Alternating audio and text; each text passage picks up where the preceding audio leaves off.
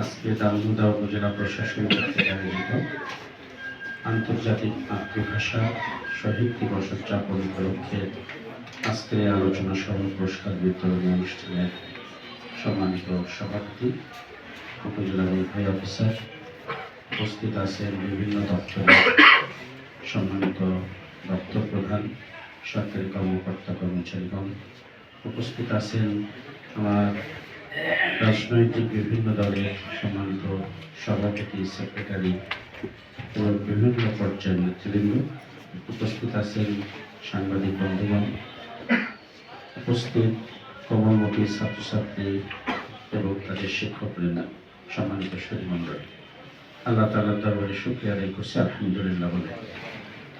আল্লাহর কাছে এই দোয়া কবুলের মাসে একটা দোয়া করতে চাই, আল্লাহ আমাদের যতদিন বাঁচিয়ে রেখেছেন ততদিন যেন সুস্থতার সাথে ভালোর পথে চলার তৌফিক আল্লাহ আমাদের দান করে। আমার বক্তব্য আপনারা যেগুলো বলে গেছেন এইগুলো বলার মধ্য দিয়ে সময় উদ্দেশ্য নয়। আমরা এগিয়ে যেতে চাই সামনের দিকে। আব্দুল গাফফার চৌধুরীর সেই বিখ্যাত গান আমার ভাইয়ের রক্তে রাঙানো 21শে ফেব্রুয়ারি আমি কি ভুলিতে পারি, শত ছেলে হারা মায়ের অশ্রু গড়াই 21শে ফেব্রুয়ারি আমি কি ভুলিতে পারি। সত্যি আমরা ভুলতে চাই না, আমরা ভুলে যেতে পারি না। 47 আমাদের অনুপ্রেরণা দেয়, 52 আমাদের এগিয়ে যাওয়ার শক্তি দেয়, 71 আমাদের স্বাধীন করে, 90 আমরা গণতন্ত্র ফিরে পাই, 24 আমরা ফ্যাসিস্ট মুক্ত হই। কোনো ইতিহাসই আমরা ভুলে যেতে চাই না। যে জাতি তার ইতিহাস ভুলে যায় সে জাতি এগিয়ে যেতে পারে না। আবার যে জাতি ইতিহাসকে নিয়ে ভাগাভাগি করে ফেলে সে জাতি এগিয়ে যেতে পারে না। আমরা সবাই মিলে একসাথে বলতে চাই আমাদের এই সুন্দর সোনার বাংলা। যারা জীবন দেয় বিভিন্ন সুযোগে, বিভিন্ন সময়ে, বিভিন্ন আন্দোলন, জাতি তাদের কোনোদিন ভুলবে না। পৃথিবীতে আমাদের দেশে অনেক নামি দামি মানুষ গত হয়েছে, কিন্তু সালাম, বরকত, জব্বার তাদের নামটা যেভাবে সবাই মনে রেখেছে, নিশ্চয় তাদের নাম মনে রাখেন যারা দেশের জন্য কিছু দিতে পারে। দেশের জন্য দেওয়ার জন্য নিজের গুরুত্বটাকে বোঝার জন্য আমরা এগিয়ে যেতে চাই। আমাদের ভিতরে সকল ভেদাভেদ বলে আমরা সোনার বাংলাটাকে সোনা দিয়ে বানিয়ে দিতে চাই। আমি আমার বক্তৃতায় দুইটা বিষয় করতে চাই, একটা হিন্দু ধর্ম, একটা মুসলিম ধর্ম। হিন্দু ধর্মের এক প্রভাবশালী রাজা ছিলেন, তার নাম গান্ধী। এই গান্ধী পাশের রাষ্ট্রের সাথে একটা যুদ্ধ হয়, যুদ্ধে তার 5টা ছেলে মারা যায়।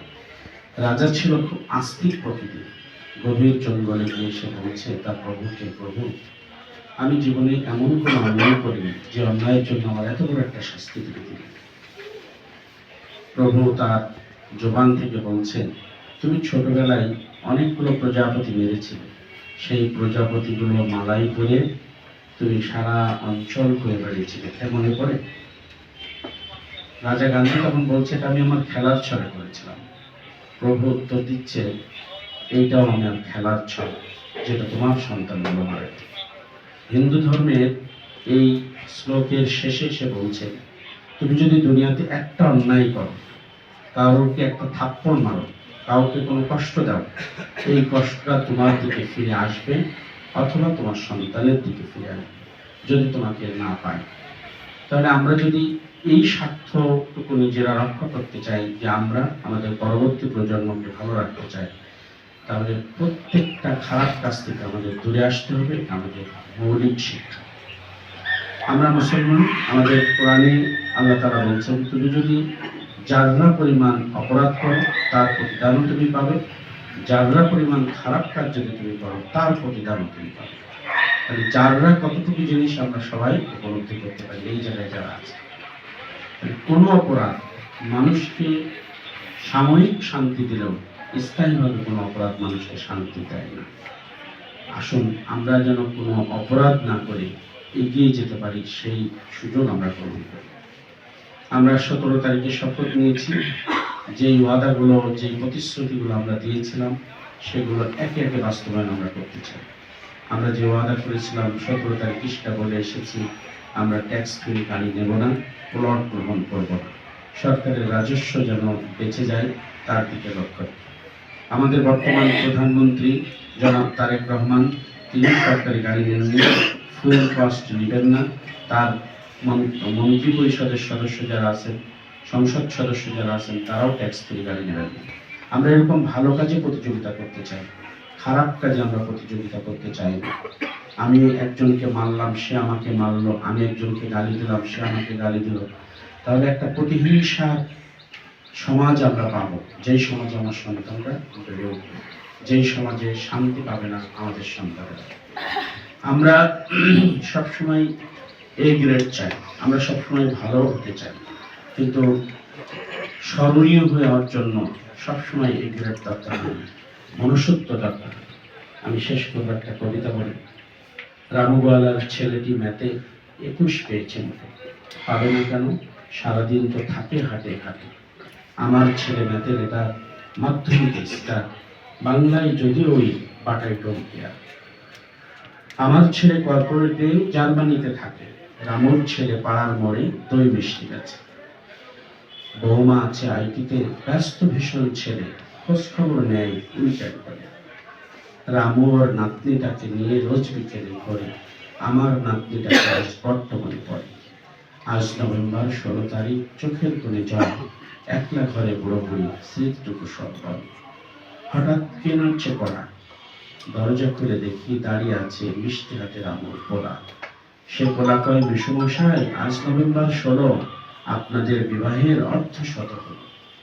ঘুমহীন চোখে ভাবছি বসে, সফল ছেলে কার, রামুর 21 পাওয়া ছেলে নাকি আমার সুপারস্টার। সুতরাং সুপারস্টারে সবসময় সফলতা পাওয়া যায় না, সুপারস্টারে সবসময় দেশের কল্যাণ বয়ে আনা যায় না। দেশের কল্যাণ যেভাবে জব্বার বয়ে এনেছে, যেভাবে আমাদের ইতিহাসকে সমৃদ্ধ করেছে সালাম বরকত, যেভাবে মুগ্ধ আবু সাইদরা বুক পেতে দিয়ে জাতির সামনে বলেছে, বুকে আমার বইছে ঝড়, বুক পেতেছি গুরুতর, এই স্লোগানে মুখরিত করে যারা রাজপথে এগিয়ে দিয়ে আজকের এই সোনালী সমাজ নির্মাণ করেছে, আমরা কাউকেই ভুলে যেতে চাই না। আমরা সবাইকে ধারণ করতে চাই, আমরা এগিয়ে যেতে চাই। আমরা যদি অতীতকে ভুলে যাই, ভবিষ্যৎ আমাদের সামনে থাকবে না, বর্তমান আমরা বলদাহীন হয়ে যাব। কবির ভাষায় অতীতের অনুশোচনা, ভবিষ্যতের রঙিন স্বপ্ন, বর্তমান পরিকল্পনাহীন জীবন, ব্যাকুবের চিন্তিত। আমরা ব্যাকুবের চিন্তি থেকে বেরিয়ে আসতে চাই, অতীতটাকে সামনে নিয়ে এসে বর্তমানটাকে নষ্ট করতে চাই না। আসুন সবাই মিলে দেশ গড়ি, সবাই মিলে জাতি গড়ি, সবাই মিলে মানবতার কল্যাণে কাজ করি। আল্লাহ হাফেজ।